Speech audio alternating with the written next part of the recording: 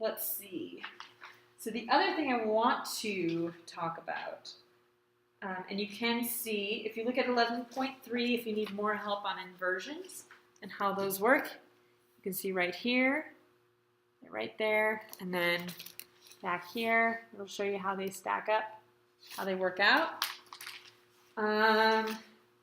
Then they just talk about macro analysis symbols and history. If you want to be reading about the history, that's super great. Have fun. Let's talk about now the official applications of the dominant seventh chord, why it's so special. So unlike the dominant triad, the dominant seventh chord contains a dissonance, the seventh factor.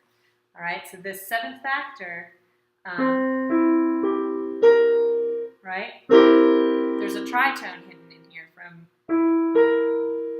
between the third and the seventh, right?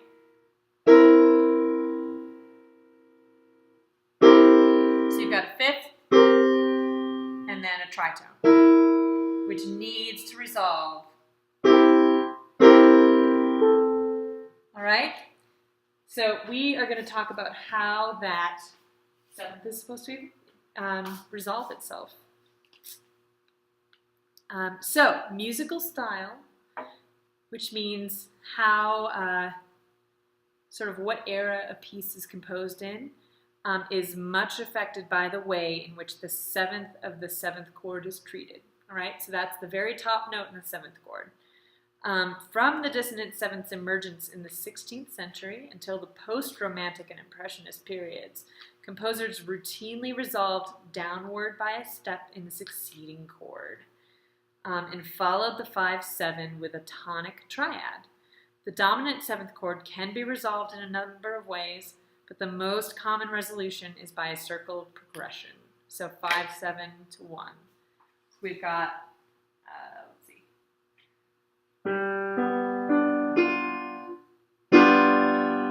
And then we resolve back to, whoops, right? So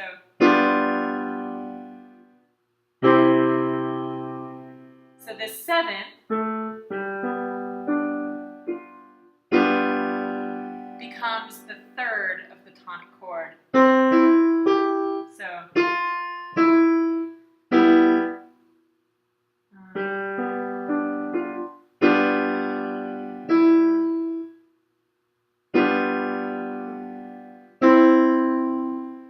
all right, so usually it resolves down by a step, wherever it sits in the position.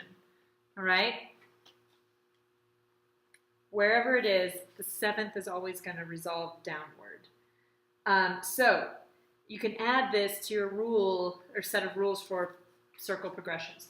The seventh of the 5-7 resolves down one scale step to the third factor of the tonic triad. So if we put it up on the board, just so you can see it.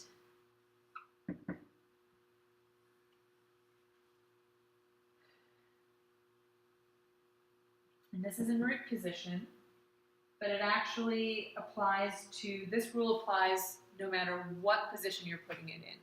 All right? So, we've got, let's see.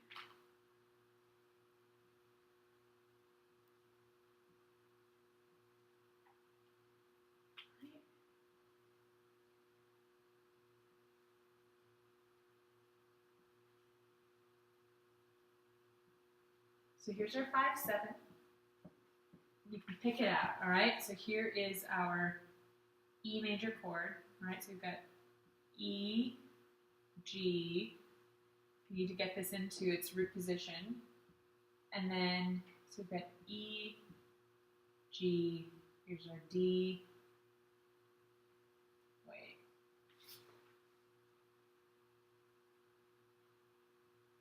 Oh, because it's a G. Sorry, my bad. So we've got G. Oh, no wonder. I wrote it in wrong. It's confusing. All right, this is the correct chord. So we've got G, B, there we go, D, and then F. All right, so here's our seventh. Right, and it resolves to 1. And not a seventh chord, a 1 triad. So you can see our triad is C. Is that supposed to be E? Yeah, an E. Sorry. So we've got a C, E, G triad, right? So here's our C, our E, our G, and then we double the C in the soprano and the alto. So here's our 7, and it just resolves down one step. All right? So pretty simple. I can play it for you so you can hear what it sounds like. Let's see. So it's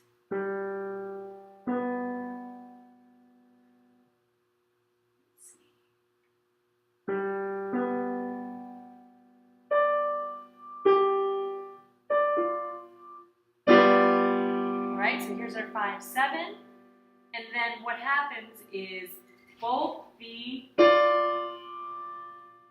soprano and alto go down a step, right? And the tenor jumps down a third, and the bass resolves down to tonic. So we have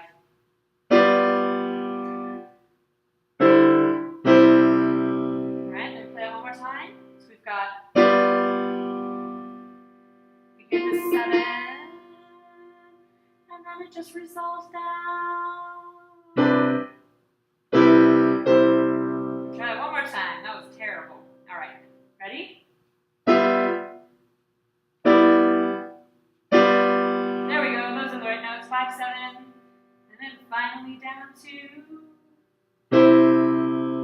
There we go. Better aim. I was actually looking at my fingers. So you can hear this resolution. So that applies to all inversions, whether it's in first inversion, second inversion, third inversion, tonic, or root position. So the 7th, you're going to find that 7th and have it resolve down. The second rule, and this is all on page 239 of your book, when the 7th is in the bass note, so in a 4-2 situation, it must resolve to the third factor of the first. So it's going to resolve to a 1-6 instead of because it still has to resolve, right? So in this case,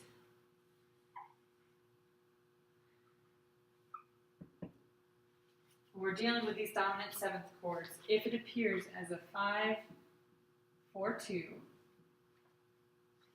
all right, so we've got, make sure I get these in right the first time. All right, so here, what has to happen is, here's our 7th. All right, same chord. All right, we still have our G, B, D, F, but in this case, this F is way down here in the bass. The bass still has to resolve down to our C major chord, but this is the bass, right? Now it's at E, which means that the tenor is going to pop up and get the C. Not necessary, but you know, this is what good voice leading does. And then G stays the same, and our C. All right, so we've got 2 C's, the E and the G. All right, so this cannot be root position. It's a 1 chord, 1-6 chord. So it's in first inversion. It still has to resolve downward. All right. So that is another one.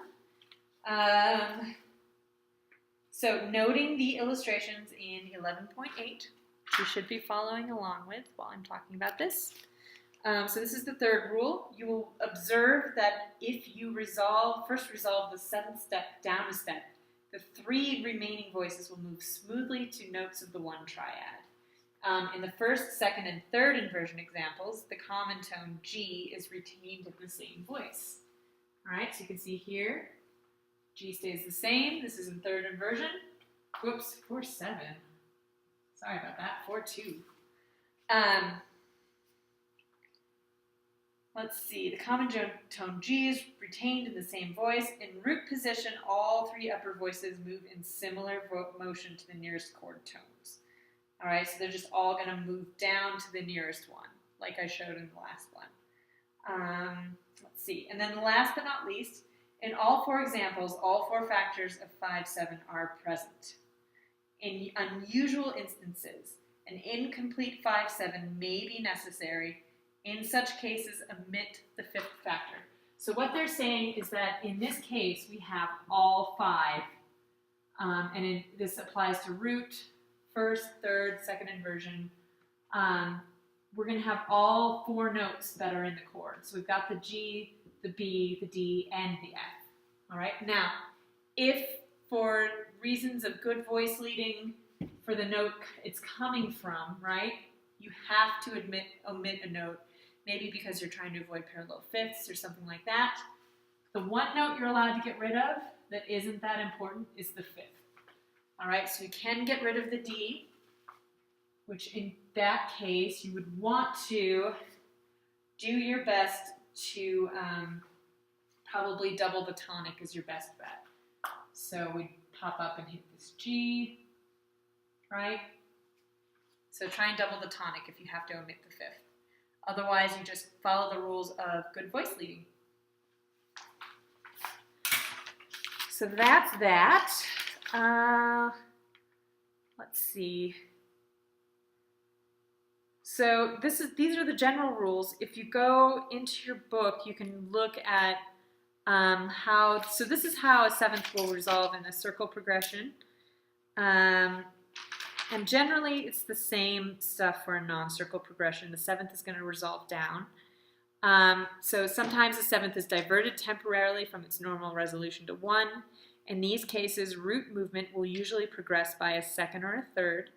So you'll go from like 5-7 to 6 or 5-7 to 3.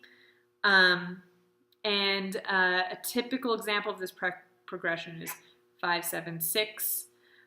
Notice the doubling in the third of the sixth chord, which avoids parallel fifths. So avoid parallel fifths, same rule. Seventh's going to resolve downward. I don't really need to talk about it, but if you want to see examples, it's in figure 11.11. We've got a lot to get through, so I'm not going to go through it too much. Let's see.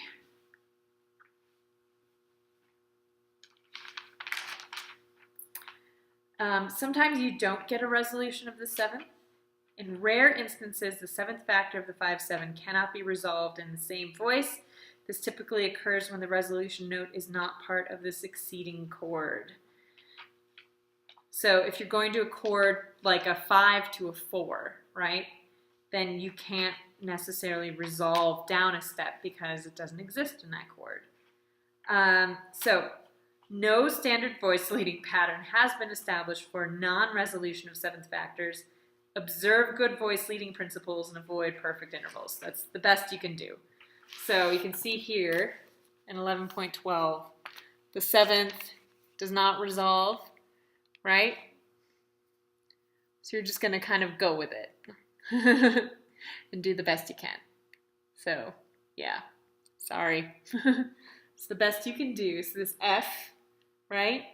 Ideally, if you can, like if you're going to the fourth, you can keep the fourth. So just keep it, observe the general good voice leading principles that you've been doing for the previous semester.